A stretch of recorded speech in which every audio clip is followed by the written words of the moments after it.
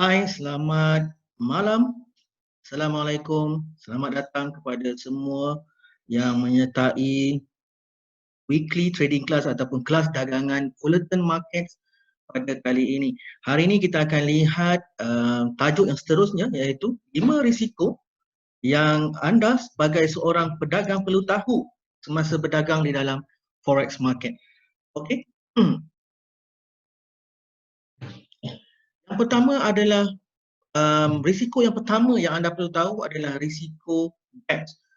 Gaps ini dia selalunya terjadi ketika pembukaan pasaran pada hari Isnin dan kemudiannya pada ketika news ataupun terbitan data ekonomi berlaku. Tapi paling yang banyak berlaku adalah pada pembukaan pasaran pada hari Isnin pagi.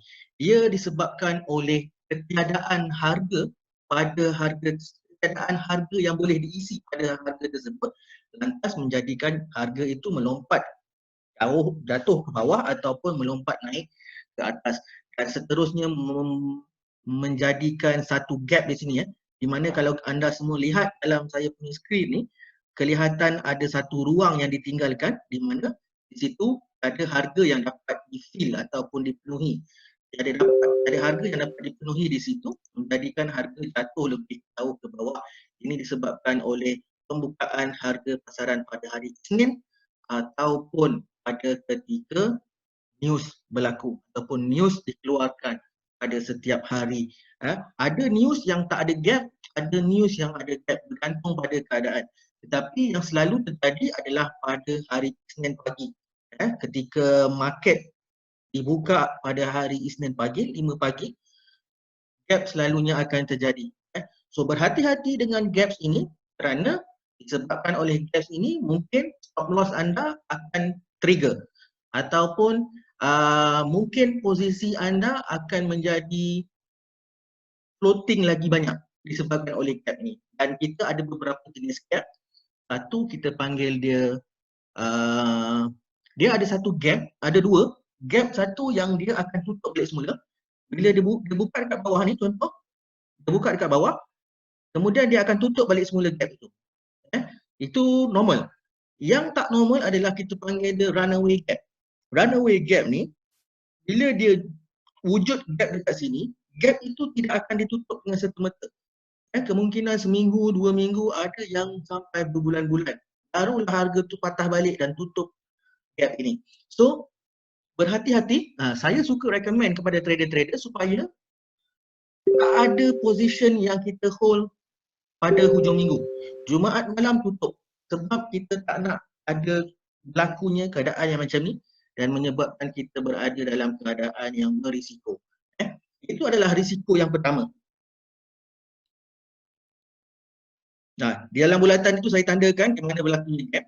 Di situlah yang kita perlu berhati-hati.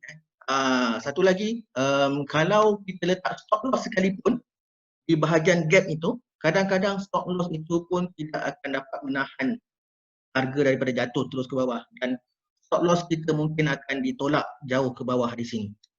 So berhati-hati dengan keadaan gap, dan saya suka recommend untuk tidak hold position pada hujung minggu. Selepas pembukaan market pada pukul 7, 8 pagi itu, kalau nak masuk position silakan. Tapi jangan hold daripada Jumaat malam sampai ke hari Isnin, kemungkinan gap akan berlaku dan ini akan memberikan risiko kepada dagangan anda. Okey, risiko yang kedua adalah slippage. Slippage ini apa dia? Slippage ini adalah di mana keadaan dia berlaku apabila market bergerak sangat laju. Apabila market bergerak sangat laju, dia akan menolak order kita pada price yang tidak kita ingini. Contoh dekat sini kita punya stop loss kita letak dekat sini, tapi disebabkan oleh slippage berlaku, stop loss kita ditolak ke harga sini. Kita set kita punya stop loss dekat 1.12, tapi disebabkan oleh slippage, stop loss kita ditolak ke bawah lebih jauh. Mungkin di paras 1.1175.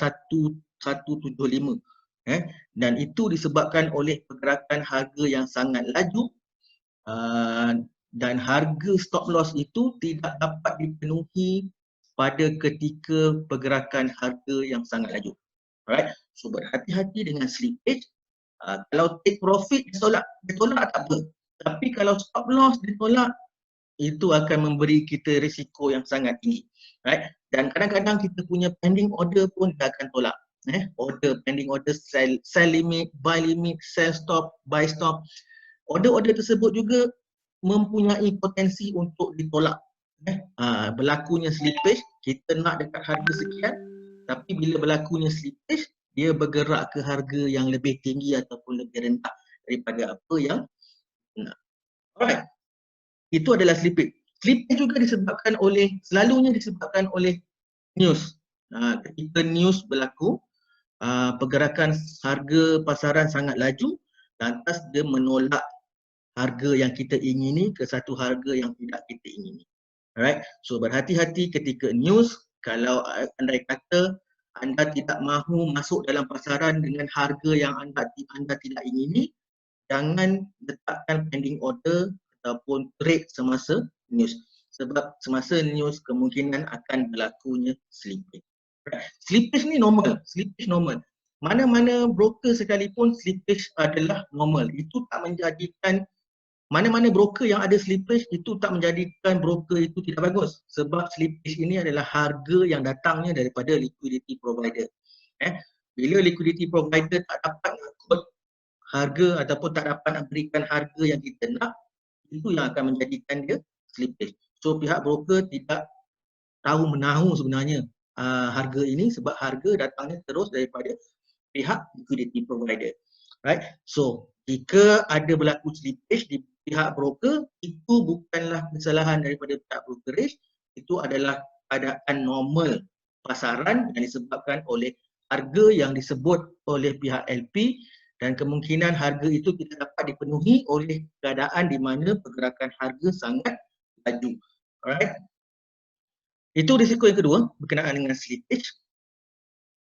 Nombor 3, kita ada spread widening. Spread widening ni pun boleh jadi pada pembukaan pasaran. Bukan setakat pembukaan pasaran mingguan, pada pembukaan pasaran setiap hari. Setiap hari pada pukul 5 hingga 6 pagi, membawa ke 7 pagi, kadang-kadang spread mana-mana broker pun dia akan widening. Sama ada dia widen terlalu besar ataupun widening yang biasa-biasa sahaja, dia tetap akan widen. So, berhati-hati dengan spread widening sebab kemungkinan disebabkan oleh spread widening ini, kemungkinan kita punya stop loss akan di-trigger.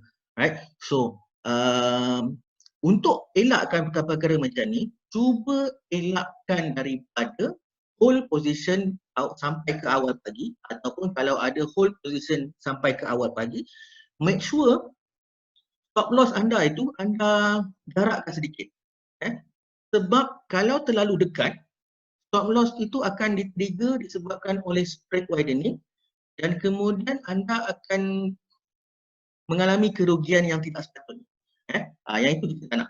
Spread widening ini disebabkan oleh yang pertama disebabkan oleh keadaan kecairan dalam pasaran ataupun kita panggil no liquidity ataupun thin liquidity di dalam pasaran. Apa maksud dia thin liquidity ataupun no liquidity ni? Bermaksud pada ketika itu, pada pukul 5 hingga 6 pagi Malaysia punya waktu tu, pasaran pada ketika itu adalah sangat tidak rancak ataupun masing-masing masih belum melakukan transaksi. Tak ada seller, tak ada buyer. Disebabkan oleh itu spread akan kembang, spread akan widening. Dan kemudian pada pukul 6 pagi, 7 pagi, apabila semua pemain pasaran dah mula masuk dalam market, dan kemudian barulah spread itu akan kembali normal. So saya berikan contoh dekat dalam skrin saya ni, normal spread untuk Euro USD ni contoh sahaja, lebih kurang dalam 2 pips. Tapi bila white spread ataupun spread tu kembang, dia boleh jadi sampai 10, kadang-kadang 30, kadang-kadang 50, 90 kali ganda pun ada kadang-kadang. So, berhati-hati. Kalau kita letak kita punya stop loss 20 pip dalam keadaan yang macam ni, mesti kita punya stop loss akan kena. So berhati-hati dengan spread widening. Saya dah sebut tadi waktu-waktu dia. Waktu-waktu dia adalah di awal pembukaan pasaran. Tak kisahlah sama ada hari Isnin ataupun setiap hari, dia akan widening spread dia. Dan kedua, di mana keadaan sebelum news. Kadang-kadang sebelum news, spread akan widening. Disebabkan oleh pemain pasaran sudah berada di luar pasaran. Dia hanya menunggu dan monitor sahaja pasaran. So 15 minit sebelum news besar-besar tu, cuba avoid untuk duduk dekat dalam pasaran disebabkan oleh semua pemain besar, big boys, semuanya tak ada duduk dalam pasaran dan disebabkan oleh itu spread kemungkinan akan widening ataupun melebar. Right? So avoid untuk duduk di dalam keadaan begini sebab kemungkinan stop loss kita akan di-trigger tanpa kita mahu. Right? Yang itu adalah perkara yang ketiga, perkara ketiga ataupun risiko yang ketiga yang anda perlu ketahui semasa ataupun sebelum anda masuk ke dalam trading. Ini adalah impact of spread widening, impact kepada spread yang melebar. Kalau anda tengok dekat sini, normal spread entry, kalau buy Euro USD 1.246 2 pip, sell Euro USD 1.2458 2 pip. Tapi bila widening spread, dia akan jadi 20 pip. Buy 20 pip, sell pun 20 pip spread itu. Dan itu menyebabkan kemungkinan satu, kita stop loss akan cepat trigger. Satu lagi, cost kita itu akan semakin tinggi. Kalau sepatutnya kita punya spread itu hanya 2 pips, tapi semasa widening spread ataupun spread melebar, bila kita masuk, kita punya cost lagi besar. 20 pip, 10 kali ganda daripada yang normal. So, berhati-hati dengan keadaan begini sebab ia mungkin akan dua perkara yang saya sebut tadi. Disebabkan oleh spread widening. Satu, kemungkinan stop loss kita akan trigger tanpa kita mahu. Nombor dua, kalau kita entry sewaktu widening spread, kita punya cost akan jadi lebih tinggi. Contoh yang saya berikan kat depan ni, kalau normal 2 pips, tapi waktu widening spread, kita masuk dia jadi 20 pips. So, berhati-hati dalam keadaan begini, cuba elakkan dua situasi yang saya sebut tadi. Di waktu pagi, pada pukul 5 hingga 6 pagi, tak kisah hari mana-mana pun, sama ada awal pembukaan hari Isnin ataupun setiap hari trading daripada Isnin sampai Jumaat. Yang kedua, 15 minit sebelum news. Cuba elakkan untuk berada di dalam pasaran 15 minit sebelum news yang high impact sebab berkemungkinan akan berlakunya pengembangan spread disebabkan oleh big boys ataupun big players yang selalu berada dalam pasaran telah pun keluar daripada pasaran dan itu telah menyebabkan spread menjadi kembang. Right. Dan ini contoh yang macam saya cakap tadi. Kalau 2 pips stop loss kita takkan kena, tapi bila 20 pips kita punya stop loss kena. Right. So itu untuk buy dan sell, saya bagi dua-dua contoh. Nah, itu adalah impact ataupun kesan daripada spread yang kembang. Risiko yang keempat adalah high leverage. High leverage ni pun salah satu faktor ataupun risiko yang perlu anda beri perhatian. Walaupun kita panggil leverage ni sebagai double sword ataupun pedang bermata dua. So, dengan leverage yang tinggi, anda berkemungkinan boleh mendapatkan untung yang tinggi. Tetapi dengan high leverage juga, anda berkemungkinan akan rugi lebih besar. Right. So kalau kita tengok contoh dekat sini yang saya berikan adalah trader A versus trader B. Account equity modal sama, 5,000. Leverage yang digunakan tidak sama. Leverage yang digunakan oleh trader A adalah 100, trader B adalah 500. Lot size yang digunakan oleh trader A adalah 1 lot, trader B adalah 5 lot. So, untuk 100 pip loss bagi trader A, ianya hanyalah bernilai $1,000. Tetapi untuk trader B, sebabkan oleh high leverage dan lot size yang besar, maka loss untuk trader B adalah lebih besar. dan saya berikan juga di dalam bentuk percentage. Loss untuk trader B adalah 100%, tetapi loss bagi trader A hanyalah 20% ataupun 20%. So ini adalah risiko untuk anda yang menggunakan high leverage. Tetapi kalau high leverage itu digunakan dengan sebaik mungkin, anda mungkin dapat perolehi satu manfaat yang baik daripadanya. Contoh untuk trader B tu, kalau leverage dia tinggi 1,500 tapi dia hanya memasukkan lot size sebanyak satu lot sahaja, dia hanya akan kerugian sebanyak $1,000 sahaja, iaitu sama dengan kerugian yang dialami oleh trader A. Jadi loss and equity dia pun sama dengan trader A. Jadi di situ dia tidak menggunakan leverage yang besar.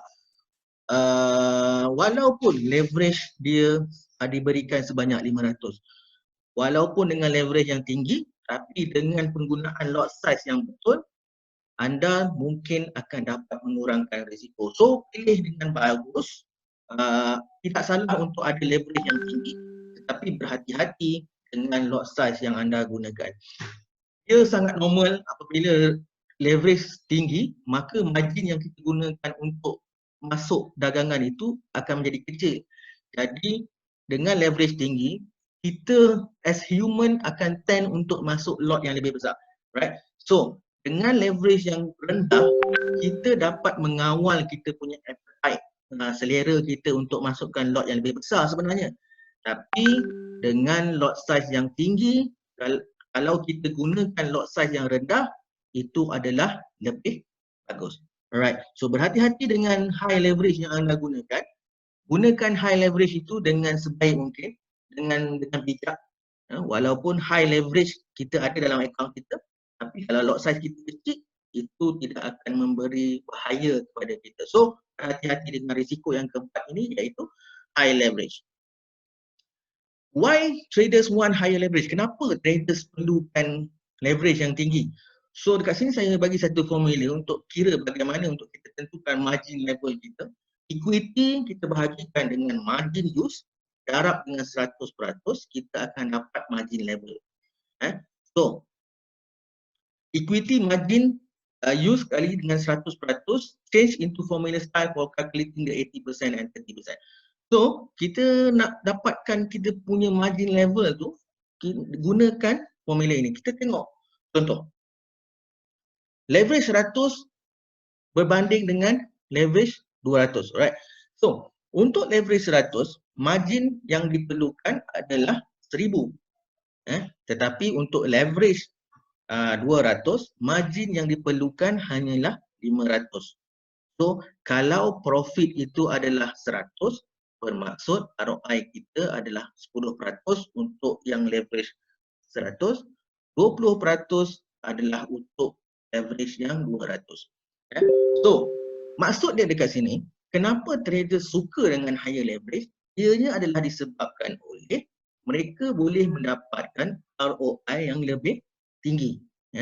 Dengan margin use ataupun margin yang digunakan sangat kecil, dia boleh mendapatkan keuntungan yang lebih besar. Tapi dengan leverage yang kecil, keuntungannya hanyalah setakat 10%. Alright, itu sebab mengapa traders mahu high leverage. Tapi macam saya ingatkan sebelum ni, high leverage akan menjadikan kita high appetite untuk masuk lot yang lebih besar dan berkemungkinan kita akan duduk dalam risiko yang lebih besar juga. Alright, perkara yang kelima adalah margin call dan stock out. Margin call ini adalah di mana apabila margin level kita turun ke paras yang ditetapkan oleh pihak broker. Untuk Fullerton Markets, kami punya margin call level adalah pada paras 50%. Stop out ini adalah stop out pula adalah di mana apabila margin mencapai satu paras di mana platform ataupun MT4 kita akan tutup ke semua position dan kita akan mengalami keadaan di mana kita panggil dia sebagai stop out ataupun kehilangan semua modal kita. Alright. So, untuk di Fullerton Market, stop out level kita adalah pada paras 30%. Okey, ini adalah gambar rajah di mana saya tunjukkan bagaimana margin call itu dicapai pada paras 50%. Di paras ini anda sepatutnya sudah mulai top up akaun anda supaya anda tidak kehilangan keseluruhan modal anda. Dan apabila margin level anda drop dan jatuh lagi ke paras 30%, di sini tiada apa yang anda boleh lakukan kecuali anda hanya akan dapat melihat keseluruhan modal anda hangus begitu sahaja. Alright, ini adalah margin level, margin call level dan stop up level yang ada di Fullerton Market. Untuk broker-broker lain, sila rujuk broker anda, sila rujuk broker anda untuk tahu apakah margin call level anda dan stop up level anda. So berhati-hati dengan margin level, pastikan margin level anda sentiasa mencukupi untuk anda terus berada di dalam pasaran, ataupun jika margin call level telah dicapai, anda seharusnya mempertimbangkan untuk menambah modal anda ataupun sebaik-baiknya anda exit sahaja semua position anda untuk menyelamatkan baki akaun di dalam akaun anda. Alright, so apabila sampai stop up level itu anda akan kehilangan semua modal dan itu akan memberikan anda sesuatu keadaan yang tidak bagus. Alright, so itu sahaja apa yang saya ada pada kali ini. Saya buka kepada anda untuk bertanyakan soalan dalam masa 5 minit.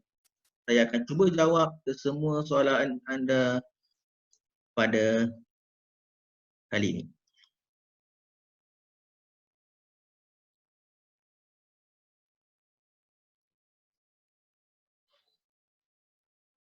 Alright, ada soalan?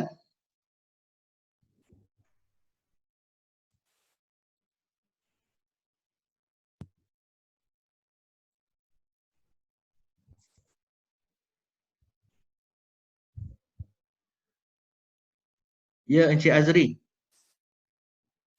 Ada soalan?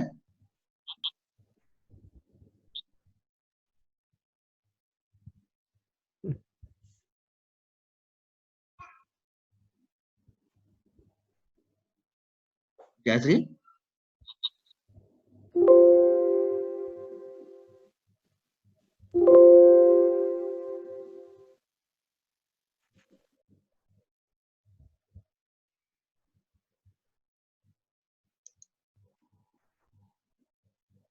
Okey, peserta yang lain, Harvey Victor Lee, Muhammad Farhan, Nazri Osman, ada soalan?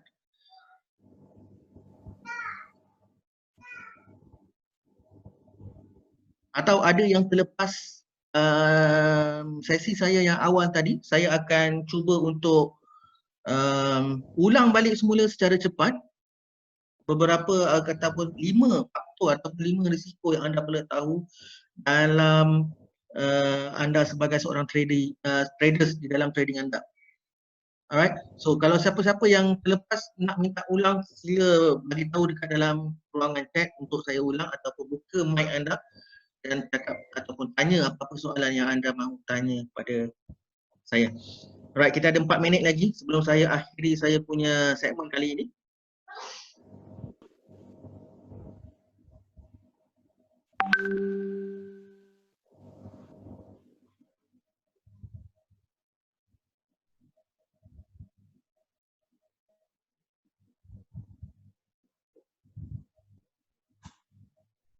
Tak ada?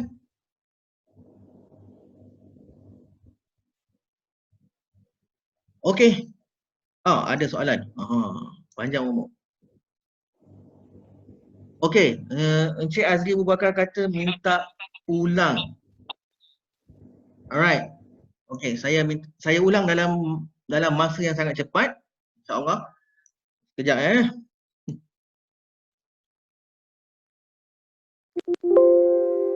Okey, hari ni kita bercerita tentang apa dia? Kita bercerita tentang 5 risiko yang perlu anda tahu semasa anda berdagang di dalam forex market. Yang pertama adalah risiko kejadian gap. Kejadian gap ini berlaku disebabkan oleh dua perkara. Yang pertama adalah ketika pembukaan pasaran pada hari Isnin dan kemudian pada terbitan news. Tak kisahlah news mana-mana, pada ketika terbitan news kemungkinan berlakunya gap itu ada. So, kalau anda lihat di dalam skrin saya ini, yang saya tandakan dalam bulatan itulah ada gap. Di mana harga itu melompat jatuh ke bawah disebabkan oleh ketiadaan harga yang boleh dipenuhi oleh pihak liquidity provider, menjadikan harga itu melompat jatuh ke bawah. Ada juga yang melompat naik ke atas, sama juga ianya dipanggil sebagai gap. Right? Dan gap ini boleh menyebabkan kita berada dalam risiko dagangan yang sangat besar. Kadang-kadang gap ni boleh mencapai ratusan pip kadang-kadang. So, jika anda meletakkan stop loss sekalipun, stop loss itu akan ditolak ke bawah ataupun ke atas mengikut harga pembukaan pasaran. Jadi kalau anda letakkan stop loss di atas di sesuatu paras, jika berlakunya gap, kalau gap tu 100 pip, maka stop loss anda akan ditolak 100 pip lebih jauh. So berhati-hati dengan keadaan gap. Dia disebabkan oleh keadaan harga yang boleh dipenuhi oleh pihak broker ataupun pihak LP, menjadikan gap yang seperti anda lihat di dalam gambaran yang saya sediakan di sini.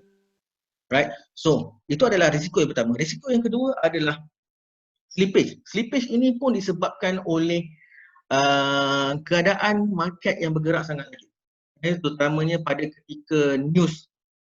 Pada ketika news, kadang-kadang slippage akan berlaku. Slippage ini berlaku disebabkan oleh harga yang bergerak terlalu laju dan pihak liquidity provider tidak dapat memenuhi harga yang anda mahukan.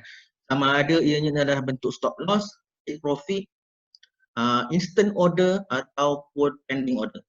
Semua order yang ini akan ditolak naik ke atas ataupun ditolak turun ke bawah, menjadikan harga yang anda mahukan itu tidak dapat diperolehi oleh anda semua.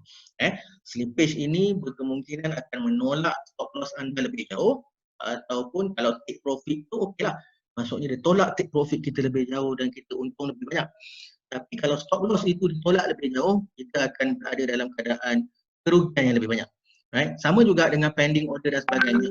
Kita nakkan pending order itu di sekian punya harga, tapi disebabkan oleh slippage, kita dapat kemungkinan kita akan dapat harga yang lebih teruk. Right? So berhati-hati dalam keadaan slippage. Ianya juga turut berlaku dalam keadaan terbitan news. Dia tidak berlaku dalam keadaan pembukaan pasaran, tetapi dia akan berlaku dalam keadaan news. Right. Yang ketiga adalah spread widening. Spread widening ini adalah pelebaran pelebaran spread. Dia berlaku dalam dua keadaan. Yang pertama, pada pembukaan pasaran pada setiap hari. Tak kisahlah sama pada hari Isnin ataupun hari Selasa sehingga hari Jumaat. Kebiasaannya dia akan berlaku pada waktu pagi, 5 hingga 6 pagi. Pada waktu itu pemain pasaran yang besar-besar tidak berada dalam pasaran.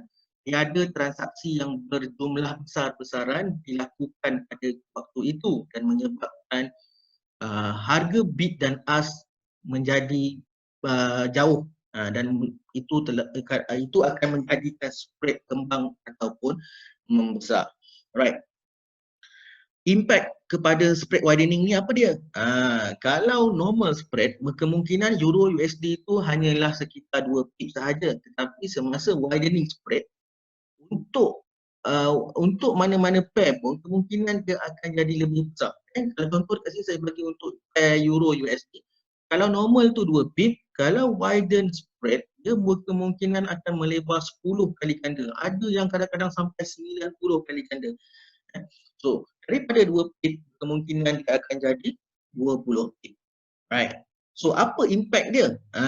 Kalau kita letak stop loss 20 pip, bila spread tu kembang, kita punya stop loss akan kena. Padahal, kalau spread tu normal, SL ataupun stop loss kita tak kena pun. Tapi disebabkan oleh spread widening ni, stop loss kita pun kena. Right. Sama juga dengan sell trade dekat bawah tu, yang saya beri contoh untuk sell pula. Kalau kita letak 2 pip, kalau kita letak kalau spread kita 2 pip, stop loss kita tu mungkin tak kena. Tapi disebabkan oleh spread tu dah sampai 20 pip dan kita letak spread kita tu pun rapat sangat, kita punya stop loss mungkin akan kena. Dan ini adalah kesan kepada spread widening. Dan ini adalah risiko yang perlu kita hadapi ataupun yang perlu kita ketahui dan atasi semasa kita melakukan trading di dalam pasaran forex. Yang keempat adalah high leverage. Saya ada cerita tadi bagaimana high leverage ini boleh memberikan big win kepada traders dan high leverage juga boleh memberi big risk kepada traders. Saya bagi contoh dekat situ. Account equity 5,000 untuk trader A dan juga trader B. Cuma yang berbeza adalah leverage untuk trader A 100, leverage untuk trader B adalah 500. Dan disebabkan oleh leverage yang tinggi, maka traders berkemungkinan lebih cenderung untuk memasukkan lot size yang lebih besar. Kita tahu dengan leverage yang tinggi, margin yang digunakan akan lebih kecil. Dengan margin yang lebih kecil kita perolehi, berkemungkinan kita akan spend ataupun berbelanja lebih semasa kita berdagang dan itu boleh menyebabkan kita memasukkan lot yang lebih besar. So kita ambil contoh yang ada ke depan kita ni, bila 100 pip kerugian, trader A akan mengalami kerugian sebanyak $1,000. Tetapi untuk trader B dengan 100 pip kerugian, dia akan mengalami kerugian sebanyak $5,000.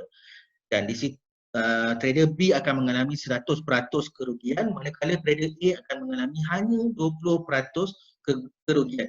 Dan dia akan mendapatkan dia akan ada 80% lagi di dalam modal dia untuk dia terus berdagang di dalam pasaran. Kenapa traders memerlukan leverage yang tinggi? Disebabkan oleh margin. Dengan leverage 100, margin yang digunakan adalah 1,000. Tetapi kalau leverage 200, margin yang digunakan hanyalah 500. Tetapi ROI yang diterima ataupun diperolehi oleh traders yang menggunakan leverage 200 adalah lebih tinggi. So anda boleh lihat di situ perbezaannya.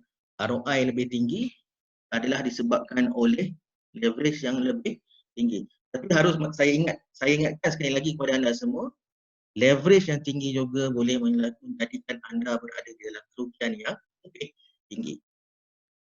Dan risiko yang kelima adalah margin call dan stop out. Margin call adalah di mana equity kita tu jatuh ke paras yang ditetapkan oleh pihak broker. Kalau di Fulton Market, apabila margin level anda jatuh ke paras 50, anda diperlukan untuk top up account anda sebelum anda sampai ke level yang seterusnya, iaitu level stop out. Di level stop out ini, kalau di Fulton Market adalah pada 30%, kesemua posisi anda yang terbuka akan ditutup secara automatik oleh platform dan anda berkemungkinan akan kehilangan semua modal anda. Di gambar rajah ini saya jelaskan atau saya tunjukkan bagaimana margin call itu berada di atas paras 50% dan kemudian apabila anda tidak berjaya untuk top up account anda dalam masa yang ditentukan, anda akan pergi ke level yang seterusnya iaitu di stop out level. Pada keadaan ini, kemungkinan anda tidak dapat berbuat apa-apa lagi dan anda akan kemungkinan melihat akaun anda ataupun modal di dalam akaun anda kehilangan sepenuhnya. Alright, itu adalah 5 risiko yang anda perlu tahu di dalam trading dan saya telah ulangnya buat kali yang kedua. Alright, so saya beranggapan tiada soalan apa-apa yang lain lagi daripada anda semua. Terima kasih kepada anda semua yang menyertai saya pada kali ini. Jangan lupa temu janji kita untuk topik yang seterusnya pada minggu akan datang. Kita akan memahami bagaimana pengiraan di dalam forex dilakukan. Right? So, jangan lupa untuk mendaftarkan diri anda untuk sesi yang seterusnya. Sekian sahaja daripada saya, Firdaus Ali, Business Development Manager di Fulton Market, mengundurkan diri. Ciao.